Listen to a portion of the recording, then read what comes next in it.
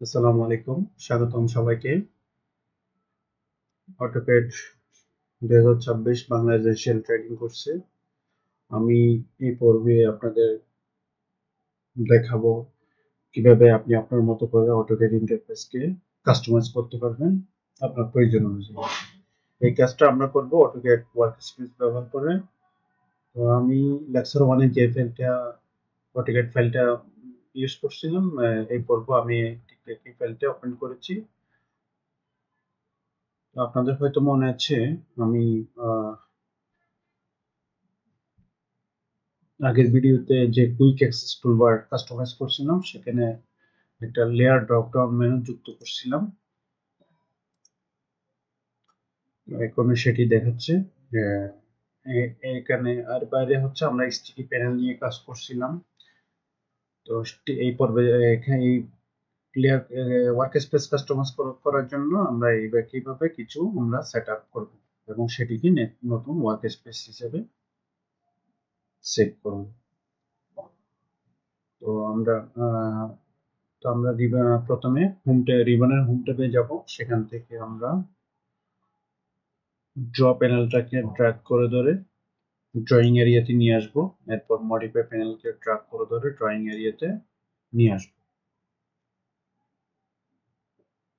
এখন আমাদের কিছু কাস্টমার সেটিং তৈরি হয়েছে, যেমন কুইক অ্যাক্সেস টুলবারে লেয়ার ড্রপ ডাউন আছে, তারপর ড্রয়িং এরিয়াতে আপনার স্টিকি প্যানেল আছে।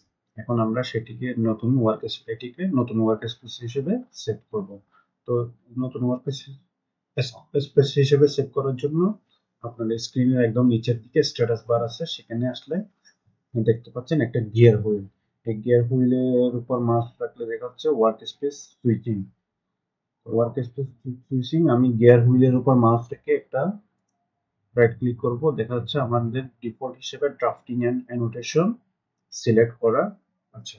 এখন আমি যেটা কাস্টমাইজ করছি সেটাকে আমরা নতুনভাবে সেভ করব। নতুনভাবে সেভ করার জন্য নিচে মাঝখানে করে দেখতে পাচ্ছেন save current S. Save current এক্সে ক্লিক করলে সেভ ওয়ার্ক স্পেস আসবে।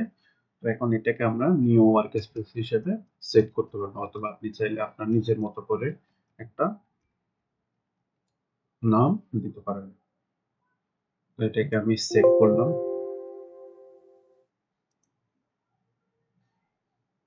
নিউ ওয়ার্ক স্পেস হিসেবে সেভ করলাম। তো আমার স্টোরেজ বার আবার গিয়ার হুইলে দেখতে পাচ্ছেন এটা নিউ ওয়ার্ক স্পেস হিসেবে সেভ আছে। প্রথমে কিন্তু আমাদের ড্রাফটিং এন্ড অ্যানোটেশন ডিফল্ট হিসেবে ছিল, এখন আমরা নিউ ওয়ার্ক স্পেসে আছি। এই যে আমাদের স্টিকি প্যানেলগুলো দেখা যাচ্ছে, এটা আমাদের কাস্টমাইজ ওয়ার্ক স্পেস। এখন যদি আমি চাই আগের মতো অবস্থায় ফিরে যেতে, তাহলে ড্রাফটিং এন্ড অ্যানোটেশনে ক্লিক করলে আগের অবস্থানে ফিরে আসবে। একটু হয়তো লোডিং এর সময় নিচ্ছে। ড্রাফটিং এন্ড অ্যানোটেশনে ফিরে গেছে। তা আবার যদি আমাদের কাস্টমাইজ ওয়ার্ক স্পেসে ফিরে যেতে চান, তাহলে আমাদের নিউ ওয়ার্ক স্পেসে সিলেক্ট করলে আমাদের কাস্টমাইজ ওয়ার্ক স্পেসে ফিরে যাবেন। এখন এটাকে আমরা যদি আমাদের উপরে কুইক অ্যাক্সেস টুলবারে অ্যাড করতে চাই, বা এখান থেকেও সুইচ করা যাবে। সেটার জন্য আমাদের করতে হবে হচ্ছে এই যে এখানে আসার পরে ওয়ার্ক স্পেসটাকে সিলেক্ট করে দিতে হবে। ওয়ার্ক স্পেসটাকে সিলেক্ট করে দেওয়ার পর এখানে হয়তো আমার এখানে স্পেস না থাকার কারণে এখানে ছোট একটা অ্যারো চিহ্ন দেখাচ্ছে, সেটা আমাদের উপরে দেখানোর জন্য আমি এটাকে একটু হাইড করে রাখলাম।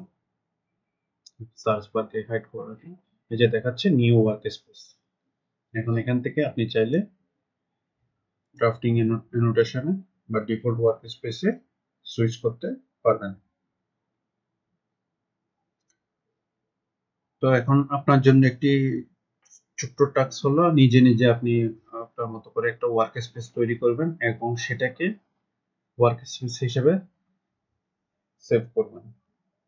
আর কুইক অ্যাক্সেস টুলবারে গিয়ে ওয়ার্ক স্পেসটা অন করে এটাকে সুইচিং করবেন বা ড্রপ ডাউন হিসেবে সহজে সেটি ব্যবহার করতে পারবেন। যদি কখনো আপনার ডিফল্ট সেটিং এ ফিরে যেতে চান, তাহলে drafting and annotation workspace ব্যবহার করতে হবে। আমরা এই কোর্সে মূলত 2D নিয়ে কাজ করব, তাই এখানে আরো অন্যান্য যে 3D basics, 3D modelling, 3D work space গুলো আছে এগুলো নিয়ে আপাতত চিন্তা করার দরকার নেই। ধন্যবাদ সবাইকে। আসসালামু আলাইকুম।